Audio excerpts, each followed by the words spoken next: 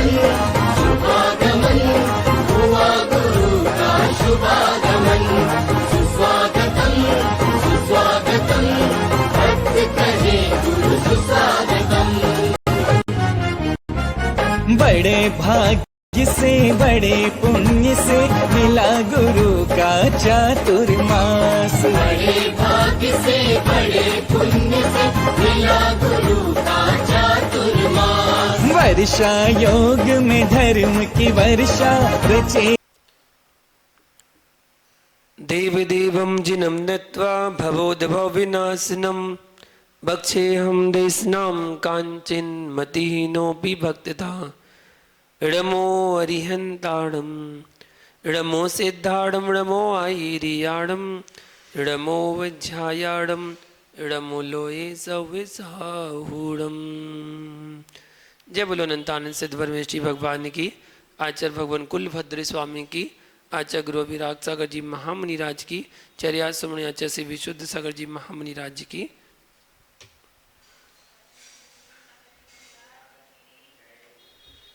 महानुभाव,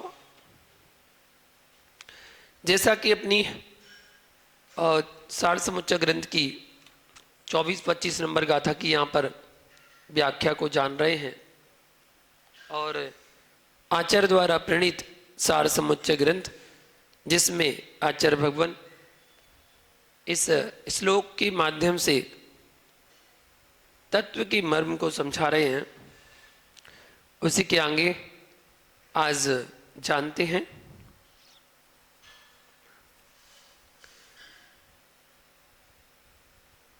आज अपने बंधुओं से कह देना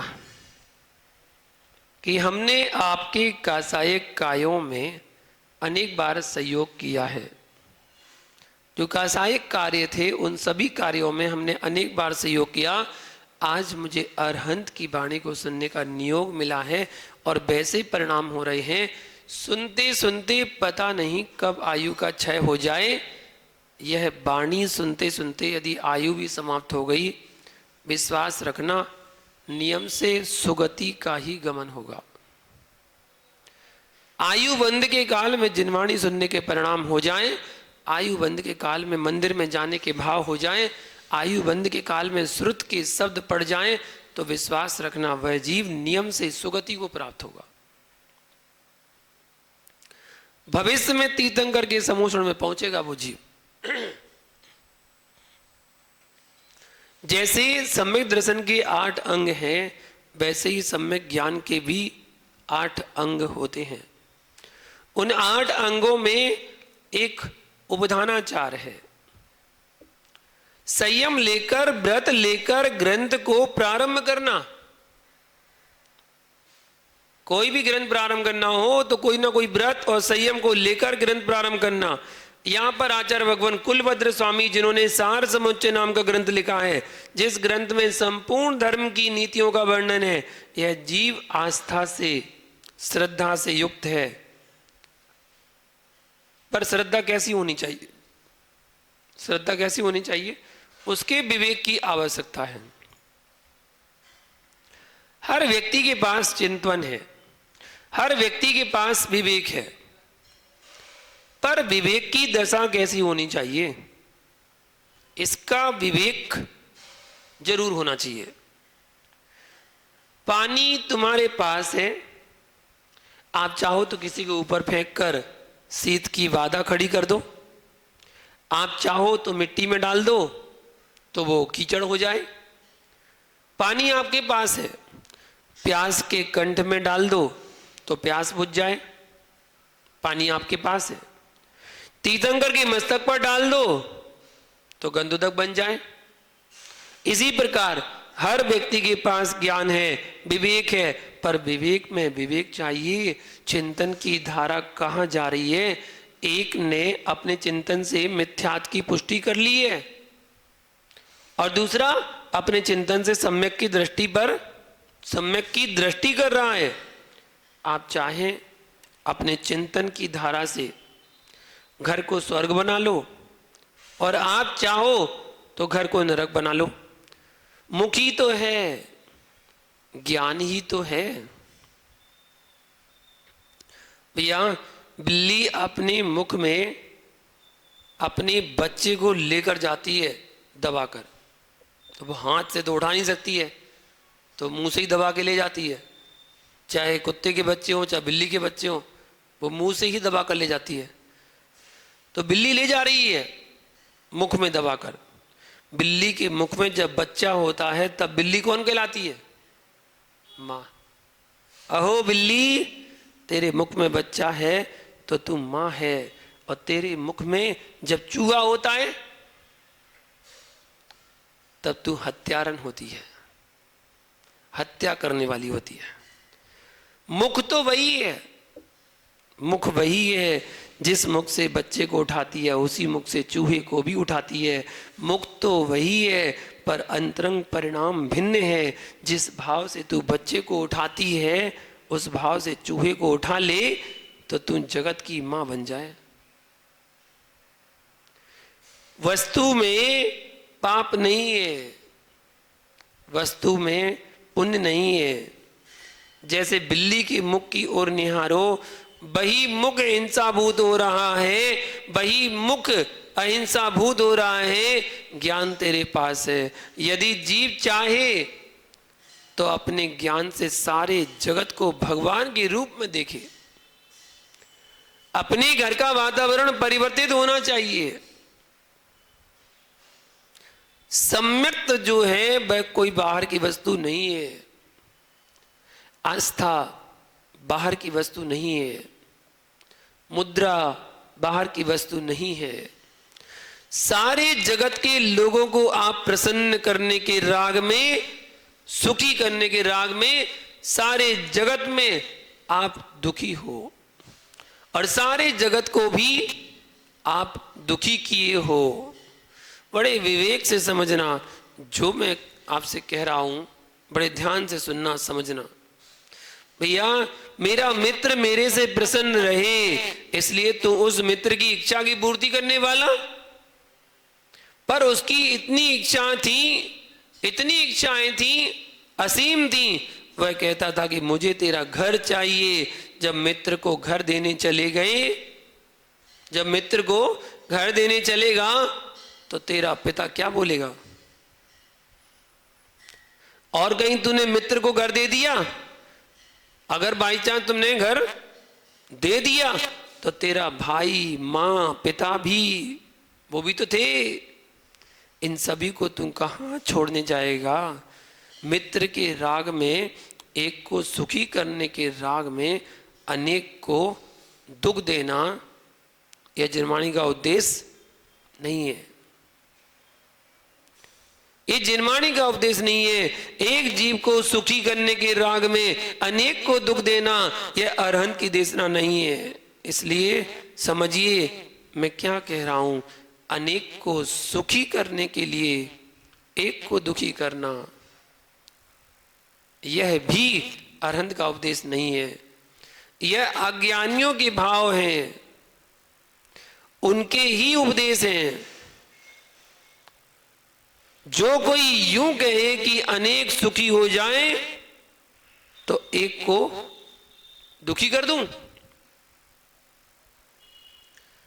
एक परिवार रो रहा है, ठीक है ना, और भूख से तड़प रहा है।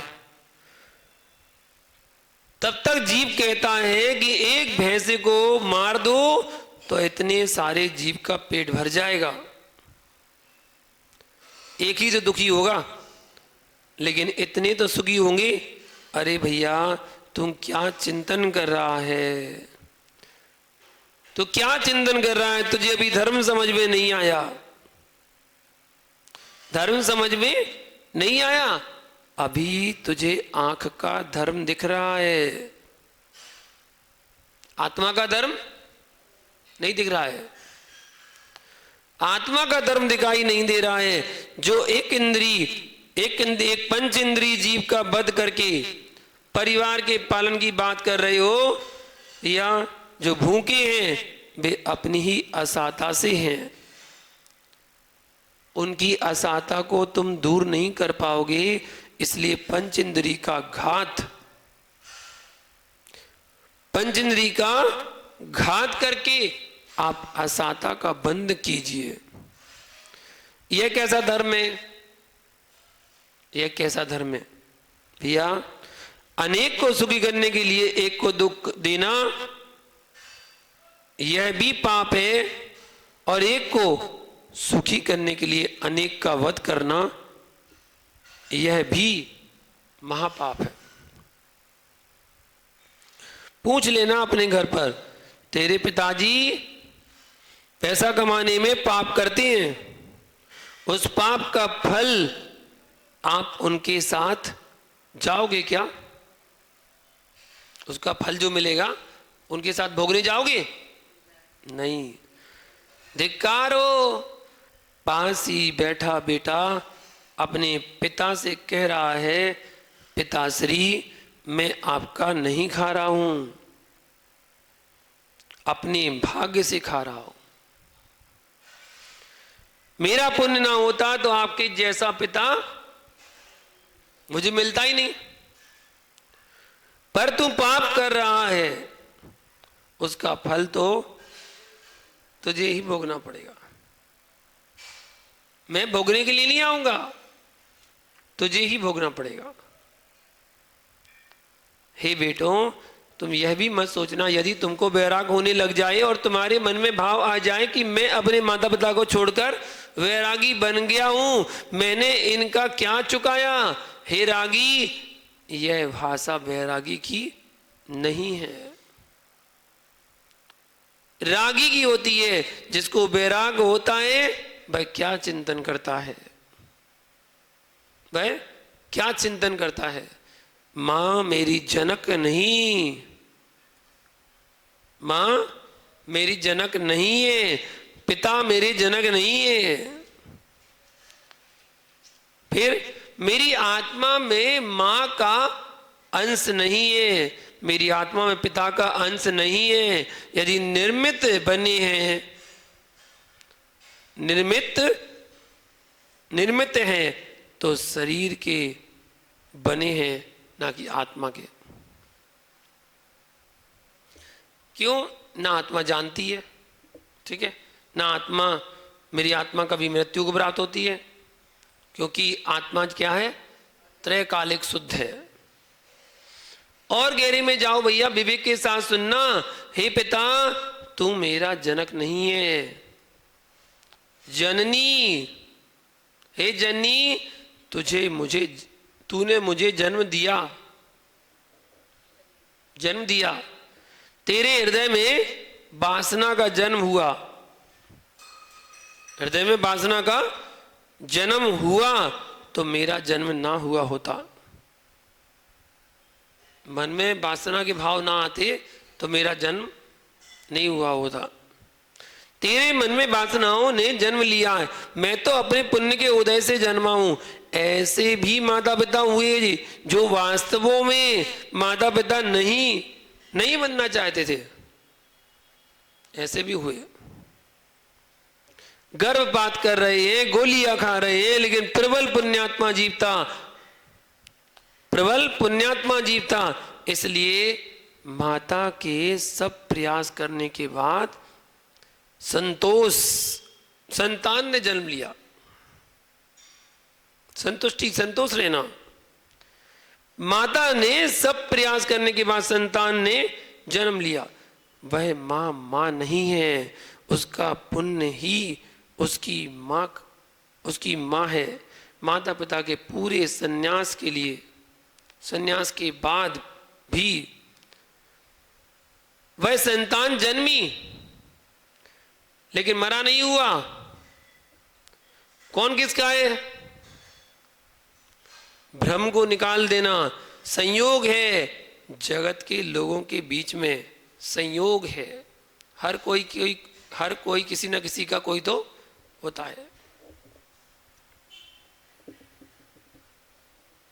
भैया संयोग तो संयोग है और स्वभाव नहीं है। मिले हैं, मिलकर नहीं रह पाओगे।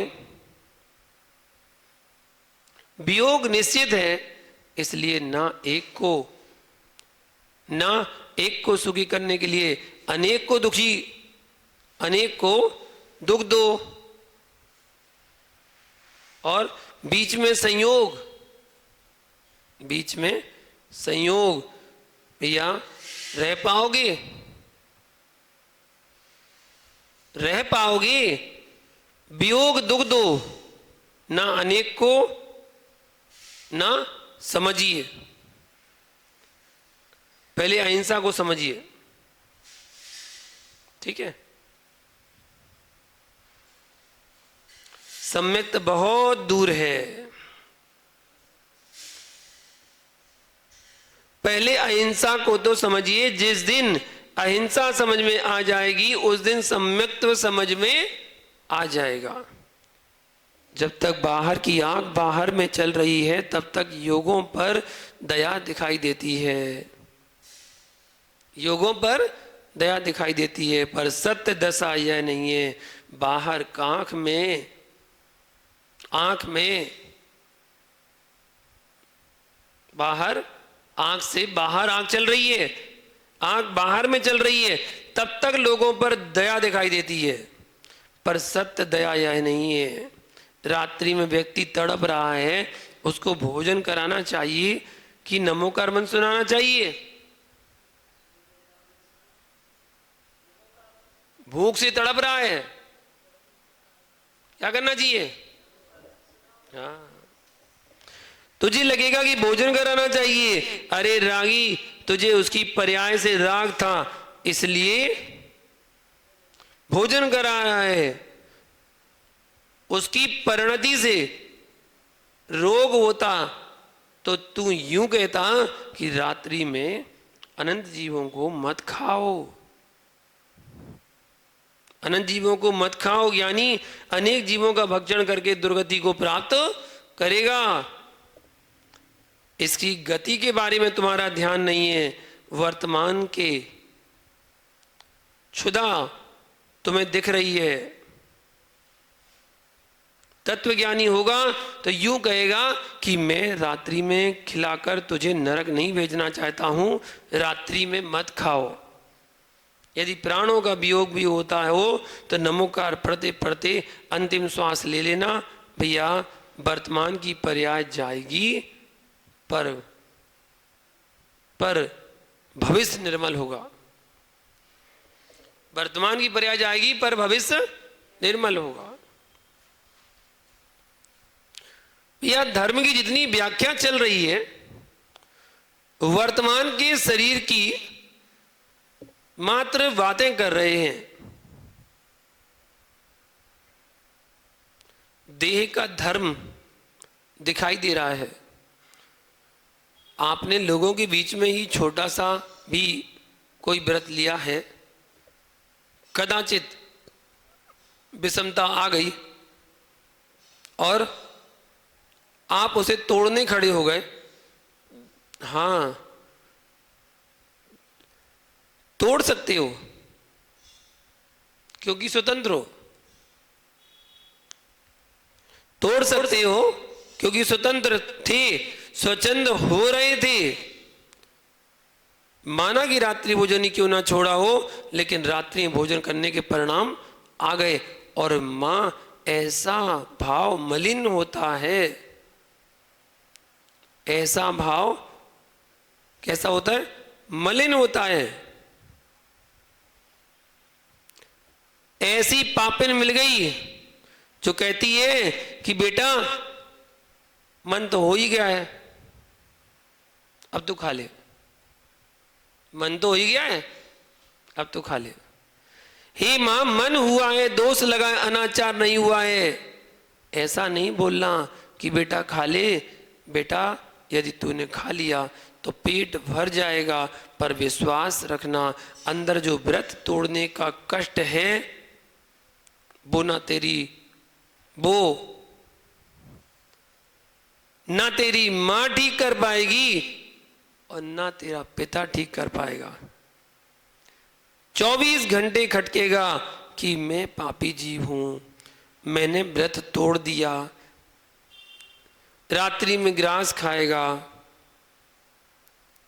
तो उससे शरीर भले ही पुष्ट हो जाता है, हो सकता है पर जो संक्लेशता खड़ी है उससे आत्मा पुष्ट नहीं हो सकती है, वह तो क्लेश को ही प्राप्त होगी। भैया लोक में यही हो रहा है, देह धर्म की प्रधानता चल रही है। देह धर्म की प्रधानता धर्म नहीं है। जब तक आत्म धर्म पर दृष्टि नहीं है तो देह धर्म है कौन सी वस्तु। भैया जब तक सुन रहे हो, जब तक सुन रहे हो तब तक परिणामों में क्या धारा चल रही है। जब तक सुन रहे हैं जब तक परिणामों में धारा क्या चल रही है। पूरा जैन तत्व रासायनिक तत्व है, इसलिए आज के युग में जनवाणी को समझना बहुत कठिन नहीं है।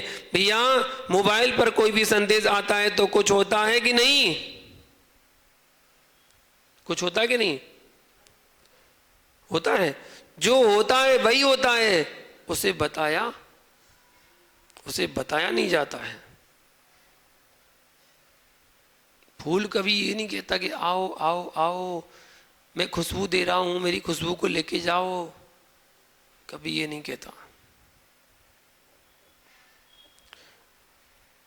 आपको मालूम होना चाहिए कि देह की बात है, वह सपनों, वह अपनों की बात है, परिवार की बात है, वह अपनों की बात है। जो आत्मा की बात है वह अपनी बात है। अपनों की बात अनंत बार सुनी है, अनंत बार सुनी है। भैया अपनी बात सुनो, यदि तू दीक्षा लेना चाहो और तेरा पिता रोने भी लग जाए फिर भी तुझे पाप नहीं लगेगा। क्यों नहीं लगेगा? रागी राग में रो रहा है, मैं उसको रुलाने को दीक्षा नहीं ले रहा हूं, मैं अपनी आत्मा का कल्याण करने के लिए दीक्षा ले रहा हूं। कभी इस भ्रम में मत पड़ना कि मैंने अपने माता पिता का कुछ भी नहीं किया, कुछ भी नहीं किया। कभी इस भ्रम में मत पड़ जाना। अरे भैया यदि घर में रहता तो करना ही चाहिए, तो करना ही चाहिए था, पर वैराग हो रहा है और अपने शरीर को मैं अपना नहीं स्वीकार रहा हूं। दुनिया के शरीर को अपना क्यों स्वीकारूं, वह तत्व दृष्टि है। क्या कहते हैं 25 नंबर श्लोक में, सम्यक ज्ञान संपन्नो जैन वक्ता जितेंद्रिया लोभ मोह मदेस्य त्यक्तो मोक्ष मार्गी ना संशया। मां बेटे के गर्भ में आते ही तुझे क्या क्या दिखाई देता है। जो चाक्षुष होता है, आंखों के सामने आया है, वह बहुत कम होता है, और जो आंखों के सामने नहीं आया है पर आ चुका होता है वह अधिक होता है। बेटे के गर्भ में आते हैं, मां को पोता दिखना प्रारंभ हो जाता है और पोते की बहू भी दिखना प्रारंभ हो जाती है। और यहां तक कि इस सभा में ऐसे भी लोग बैठे होंगे जो संतान के गर्भ में आते ही बैंक से बैलेंस भी डालना प्रारंभ कर देते हैं, मतलब भविष्य के लिए जोड़ना। धन्य उस जीव के पुण्य को, धन्य कि अभी वह जमीन पर नहीं आया फिर भी उसके लिए नौकर लग चुके हैं, है ना। मालूम हम लोग क्यों मुस्कुराते रहते हैं? जब एक जीव गर्भ में नहीं आया, उसको पता नहीं कि कौन सी पर्याय से आया है, फिर भी उसके लिए नौकर लोग लग चुके हैं। भैया बताओ, मां पिता सेवा में लगे हैं कि नहीं लगे? एक रागी असैमी शिशु के लिए पालनहार मिल जाते हैं तो महाव्रतों के पालन करने वालों को लोग ना मिले, ऐसा होता ही नहीं। कोई साधु के मन में महाव्रतों के विकल्प, महाव्रतों के पालन करने वालों को रागी असैमी शिशु के लिए पालनहार मिल जाते हैं तो महाव्रतों के पालन करने वालों को लोग ना मिले, ऐसा होता नहीं है। कोई साधु के मन में विकल्प आए तो मुनिराज अभी तुम साधु बन ही गए हो। जब मां के पेट में आए शिशु की व्यवस्था अनेक लोग बनाने लगते हैं तो फिर महाव्रती की व्यवस्था बनाने की आवश्यकता नहीं है। व्यवस्थित होने की आवश्यकता है। व्यवस्थित रहोगे तो पुण्य का संचय होगा, नियम से होगा, और पुण्य का संचय होगा तो अपने आप व्यवस्था भी बनाने वाले मिल जाएंगे, अपने आप खड़े हो जाएंगे बनाने वाले। जीवन में कुछ कर सको तो व्यवस्था शब्द को हटा देना और व्यवस्थित शब्द को चुन लेना। जो जो व्यवस्थित रहते हैं लोक में उनकी सब व्यवस्थाएं बन जाती हैं। वाणी संयम तन मन का संयम है। एक पुरुष आपके सम्मान के लिए हाथ जोड़े खड़ा था और आप उसको गाली दे दिए। बताओ भाई, क्या तुम्हारा सम्मान करेगा? कर सकता है, दूसरे प्रकार से पूजा करेगा। समझ गए? पता नहीं कितने घर नष्ट हो गए, कितने संबंध टूट गए मात्र प्राणी संयम के अभाव में। जिन घरों में सुबह से मंगलाचरण हुआ करते थे उन घरों में आज सुबह से गालियां सुनाई जा रही हैं। यह नरक से निकले नारकियों का समूह है जो एक जगह खड़े होकर चिल्ला रहे हैं।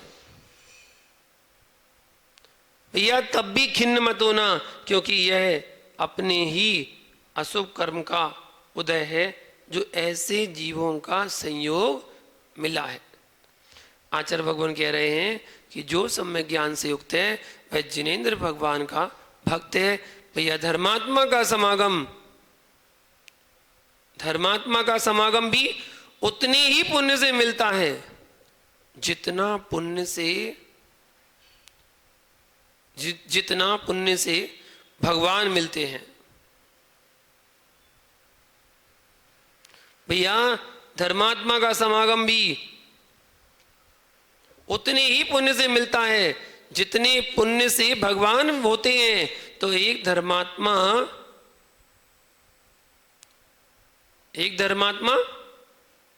भी जय जिनेंद्र करने को नहीं मिलता जब पुण्य क्षीण होता है। तो जिनेंद्र भक्ता जितेंद्रिया, अर्थात जो इंद्रियों को नियंत्रित किए हैं। आप श्रावक हो, अवक्ष से तो कम से कम अपनी दृष्टि को हटाओ। जिन द्रव्यों के सेवन करने में कोटि कोटि जीव की हिंसा हो रही है, जिस जीव को इतना भी विवेक नहीं है, यह विश्वास रखना कोटि कोटि जीव के हिंसा हो रही है। कोटि कोटि जीव के हिंसा हो रही है। और या जिस जीव को इतना भी विवेक नहीं है, ये विश्वास रखना मोक्ष मार्ग उसका अभी बहुत दूर है। अवक्ष अनीति, अन्याय, इन तीन का विसर्जन करो। सच्चा जैन अनीति का द्रव्य नहीं लाएगा,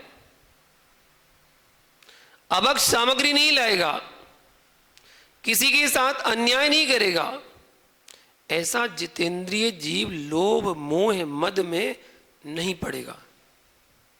जो जो लोक में अनर्थ हो रहा है वह सब लोभ के बस में हो रहा है। जितना कमा कर रखा है, विश्वास है मुझे कि आप इतना भोग नहीं पाओगे, गारंटी है।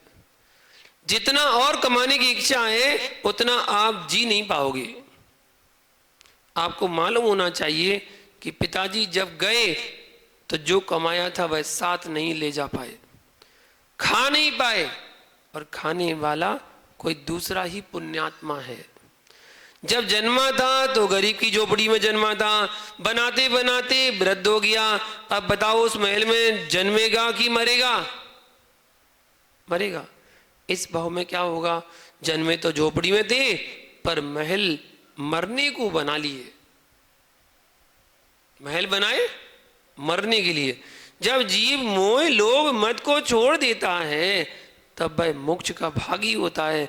इसमें किसी प्रकार का कोई संशय नहीं है। जो ऐसे नहीं है वे नरक के भागी हैं, इसमें भी कोई संशय नहीं है।